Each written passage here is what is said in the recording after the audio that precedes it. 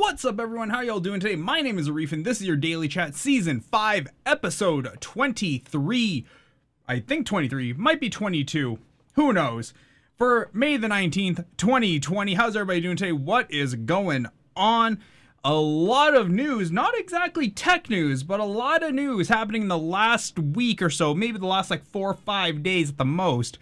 But like always, we're only going to cover the 3 top stories and we'll get to the other ones later on. Now, one of these stories did break on about Friday, might have been Thursday, but I held off because I just wanted to make sure that the numbers were accurate and the fact that I didn't really quite believe it. So I wanted to make sure there was no refutements or anyone or any company coming out to disprove any of these numbers before we covered it.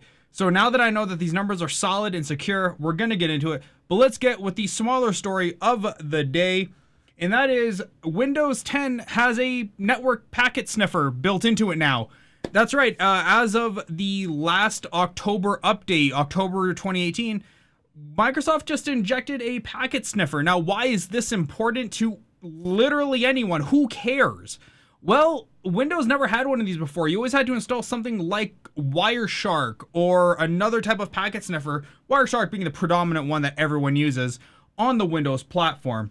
And it sucked. Like Linux has their own, I believe Mac has their own, but nothing was ever there natively for Windows. And you always had to go to third party. So now you can actually use a built-in Windows packet sniffer. I have not tried it at all. I just read up on the story, looked at it. It looks cool. I have a feeling that this might be actually really, really useful, especially if you're in a pinch and just need to really like bust out a tool quickly.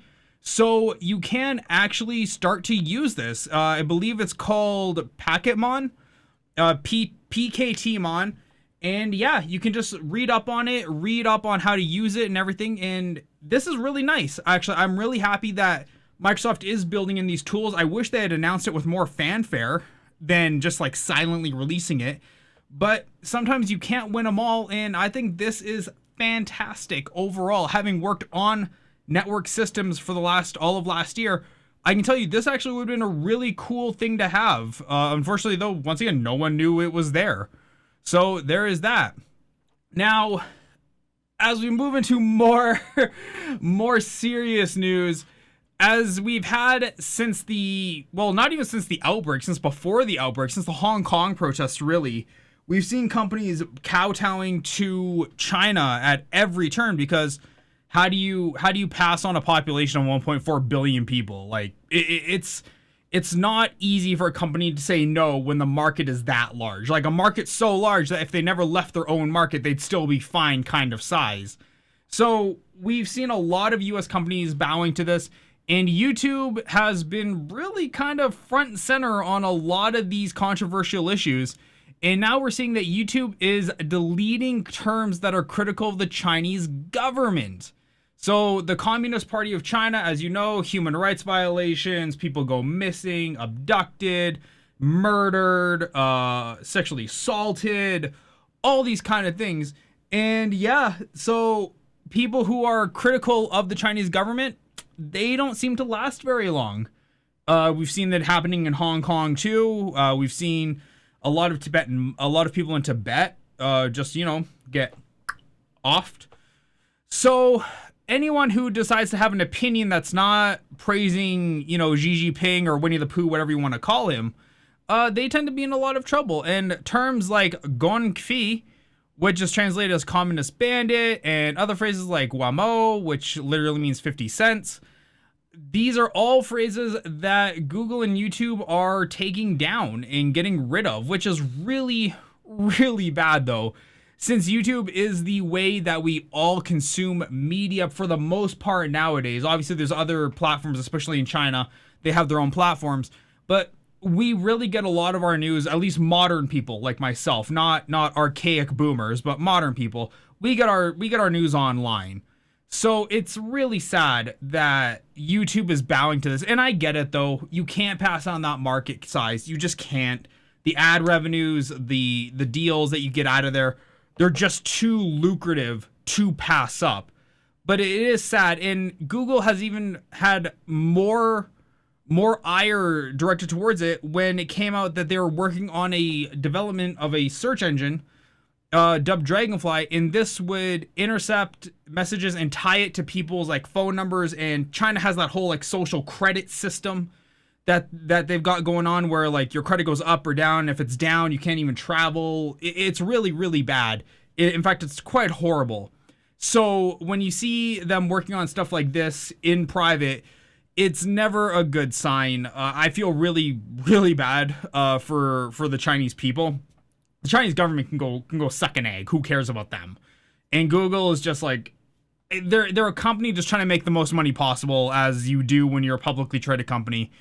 And I don't think they're really in a win-win scenario, because socially, if they stop doing all this stuff, great. People love YouTube. People love Google. It's fantastic. The flip side of that, though, is you have shareholders to appease, and when they don't get their profit their year-over-year profit, they tend to want to get rid of you pretty fast, and that really kind of threatens your job security. So it's a lose-lose situation depending on whose side of the fence you're on. I know many people would rather have YouTube just not bow into China, but that's just not an option. It never has been an option really on the table, and I don't think it ever will be an option. So that is unfortunate. And in our last story of the day, this is the one I said I want to double check the numbers before, because some of these numbers are so fantastical, high and low. I couldn't, with respect, report it without confirming, because this is just something that hits really, really close to home. And that is, live streaming we knew was going to grow when the quarantine happened. We knew live streaming was going to blow up, because when everybody's home, what else are they going to do? Like I just said, we spend most of our day watching YouTube. Obviously, you're just going to take that to the next level and start watching live streams. So we knew that we'd see an immense amount of growth, probably across the board, is what the prevailing thought would have been. Obviously, with the leader being Twitch TV, and now we got the numbers for the last month coming in. And let's just take a look at this blown up map here. Twitch has grown by as much as 101% by year-over-year growth. That is absolutely sick. 750 million people-ish were watching gaming, and then 819 watching other non-gaming content. Obviously, like, Twitch holds the Ultra Music Festival and Bob Ross and all that other stuff. But then we have all these new people coming in and just blowing up the hours. YouTube gaming went to 297, grew by 65%. YouTube gaming by 238%. Or, I'm sorry, Facebook gaming. And then at the bottom of the pack, we have Mixer. And this is the number I had to confirm. I had to get as much confirmation as possible from all the other news outlet sources. But this number seems so low. 0.2%. How? How is that possible for something to grow so little that it could be a statistical error? 0.2% growth is negligible on every level on this chart. Like, the error rate for Facebook gaming is probably 4%, 5%. And that still is magnitudes higher than 0.2%. And mind you, Mixer has coughed out the money for Ninja. They coughed out the money for Shroud. They coughed out the money for King Goth. They coughed out the money for some other big streamer whose name escapes me now. It wasn't Valkyrie. I think she went to Facebook. But they coughed out the money for a bunch of streamers. And it's just so sad to see that little growth. Mind you, when Ninja went over, Ninja didn't really shift the overall numbers of Mixer one way or the other. In fact, if anything, they went up by about 0.2%. Like, no one really followed Ninja from Twitch to Mixer. And his numbers, I watch them now, they're not that high. They're in the few thousand range. Like, he's obviously the biggest guy on the platform, but nothing to like really kind of like cheer about. Now, people are saying that, this is horrible for Mixer, and I agree, it's not a good sign by any stretch of the imagination. But the one thing people also neglect to remember is Microsoft last year made $125 billion in total revenue, with $30 billion of that being profits, okay? While this growth is abysmal, to say the least, it's still growth, okay? They didn't lose people to begin with. That's already a good sign. Got to look on the bright sides where you can here. They didn't lose people. Good sign. But at the very least, out of $125 billion and $45 billion in, operating expenses, the 10 to 20 million, whatever they coughed up for Ninja, Goth, and Shroud, is an operating expense. Okay? They don't care. That's just operating. That's the cost of doing business. Operating the servers on Mixer, the cost of doing business. Now, mind you, Mixer itself has been plagued by terrible management, by mismanagement since Microsoft took over and relabeled it from Beam. Now, mind you, Beam wasn't doing super well by any means either.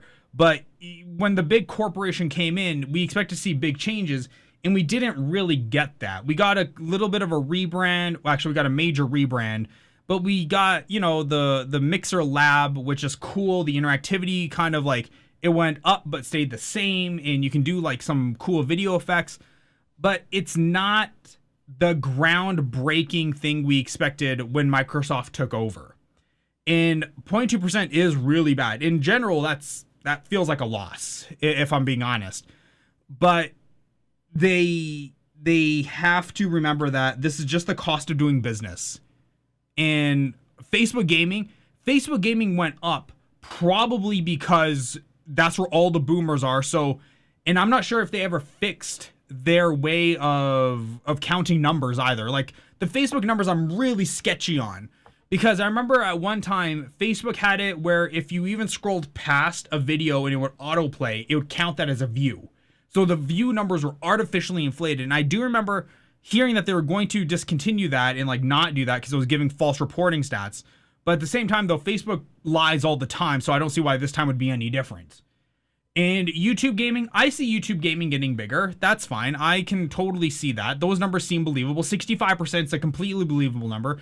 In Twitch, believe it or not, Twitch at 101% or 98% is also a very believable number, because they were already the biggest people on the platform coming into this COVID quarantine. They were already a well-known, established name. Twitch is the Kleenex of live streaming. Everybody knows Twitch.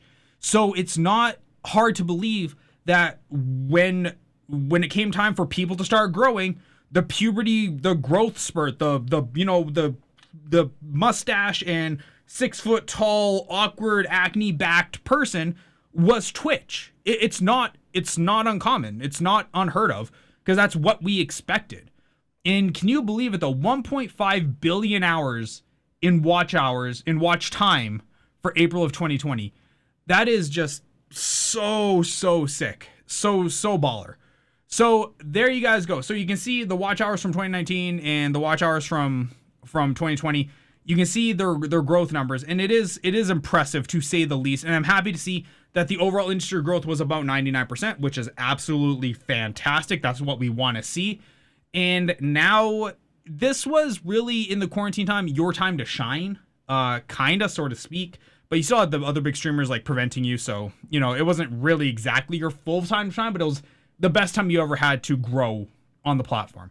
But there you guys go. So guys, that is your daily chat. I hope you guys enjoyed this video. If you did, please do like, comment, share, and subscribe. We're getting so close to 950 subscribers on the YouTube channel. I really appreciate it. Guys, I've been Arif. This has been your daily chat, season 5, episode 22 or 23, whatever the number is in the title. And I'll see all of you on the next video. Bye.